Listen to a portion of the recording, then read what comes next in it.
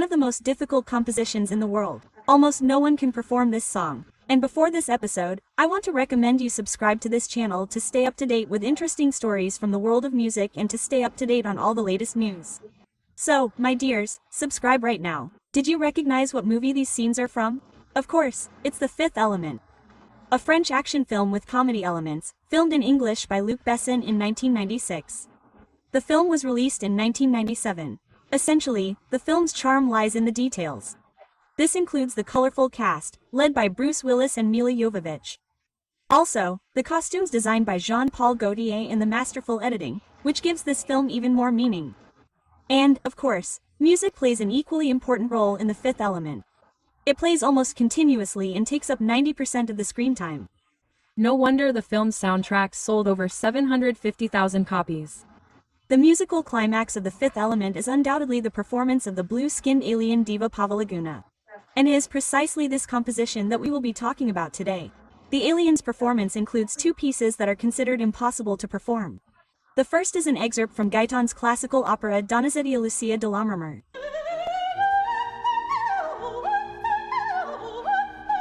The second is Thivas, the dance of the diva. It begins precisely when the sounds begin to change, and the diva begins to dance actively, and she turns into an expressive vocalist. The composition, The Diva Dance, was written specifically for this film by composer Eric Esser, and we'll talk about him a little later. As for the first part of this work, the classical opera Lucia de la Marmora, it's a classic opera in 3 acts.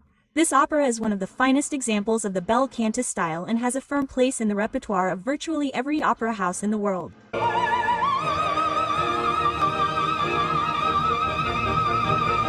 And the piece we hear in the film is a short scene of Lucia's madness, which is considered the most difficult aria in all of operatic literature. It lasts almost 15 minutes. This is 3 times longer than a typical aria and includes every conceivable vocal and acting challenge.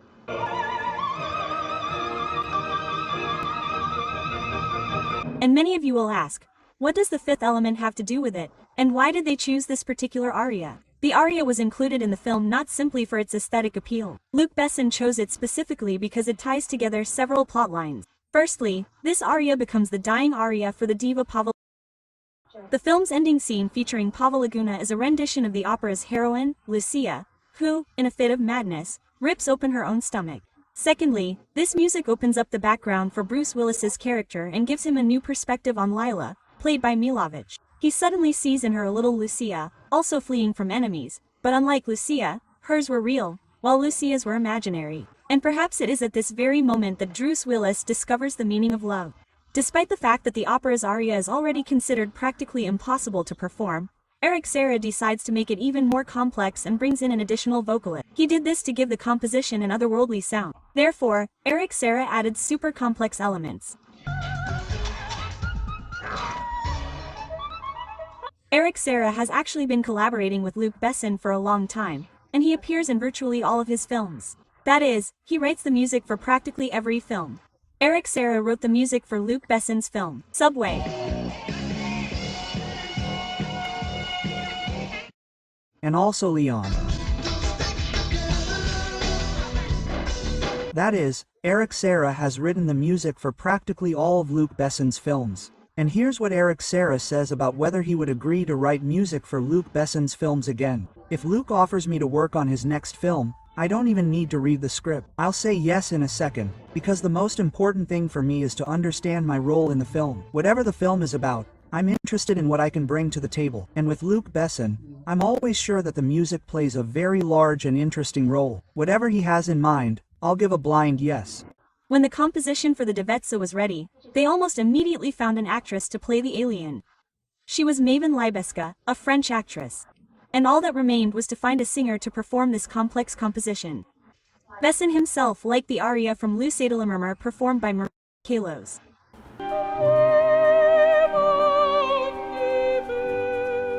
However, the existing recording from 1956 was not of sufficient quality for the film. Ultimately, the renowned Albanian opera singer Inva Mula was chosen to voice the floating aria.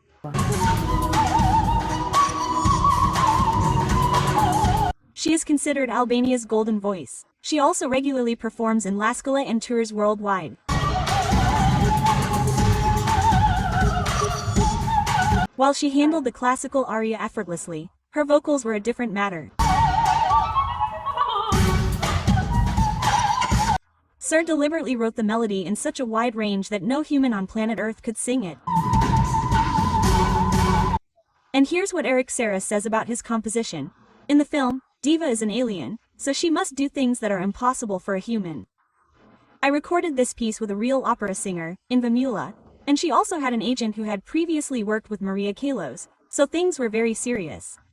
I wrote a part with elements that are impossible to sing and invited this woman to my studio. Quote. And when I showed her the part, I said, "Don't worry, sing what you can, I'll handle the rest." I thought it was 60% singable, but she sang 80%. That made a huge impression on me.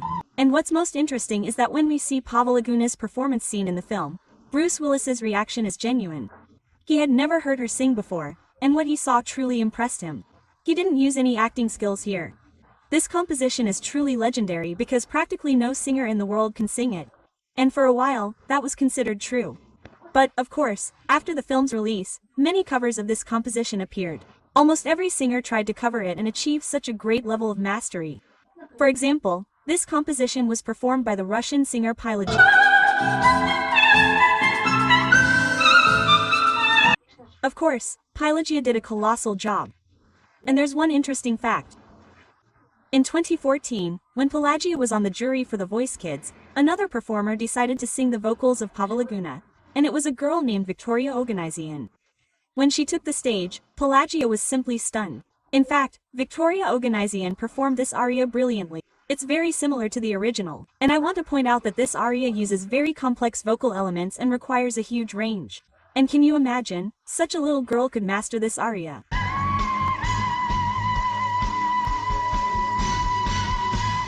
The most interesting thing is that Victoria Oganesian had been performing this piece since she was 9 years old.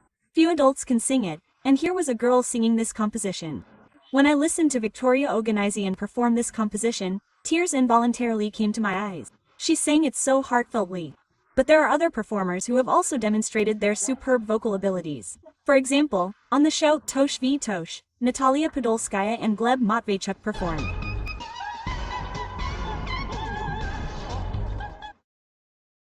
I also enjoyed their performance, but I think it's not quite that simple. They were paired, a male and a female voice, because the part is incredibly complex and features very low notes, which Gleb Matveychuk captured very well. But there are also high notes, creating a double effect. Gleb Matveychuk sings them beautifully, as does Natalia Podolskaya. This creates a truly cosmic effect. But what struck me most were the following performances.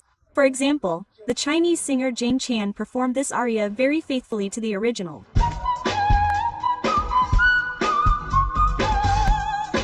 Everything sounds very pure, and there's also an academic style to the performance.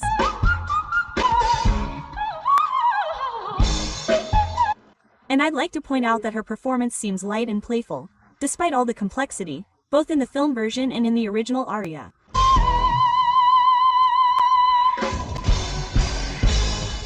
Jane Chan's performance of the Aria Plavalaguna really impressed me, and I think it's one of the best performances ever. But I also really enjoyed Dimash's performance, just as much as Genshin's. I was also very impressed by his performance of this composition.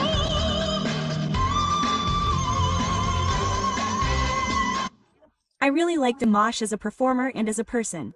And I want to note that he sang this composition simply magnificently.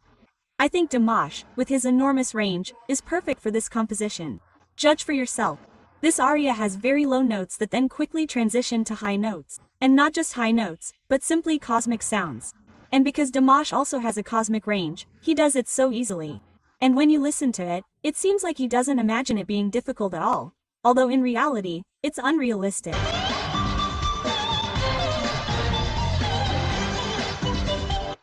When Eric described this composition, he said that no one could perform it because even the aria from the opera, Lucia de Lammermoor, is difficult in itself.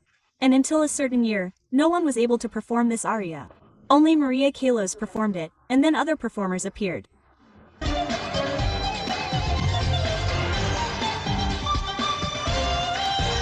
When Eric wrote this composition, he said that practically no one could perform it. Even the aria from the opera Lucia di Lammermoor was once considered impossible to perform. And what can we say about the vocalize, which Eric Serra specifically designed so that no human voice could sing it?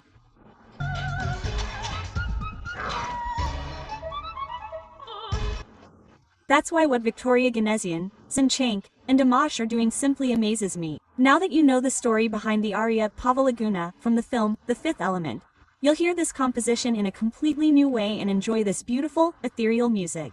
I hope you enjoyed this video. Don't forget to like, comment, and subscribe to this channel.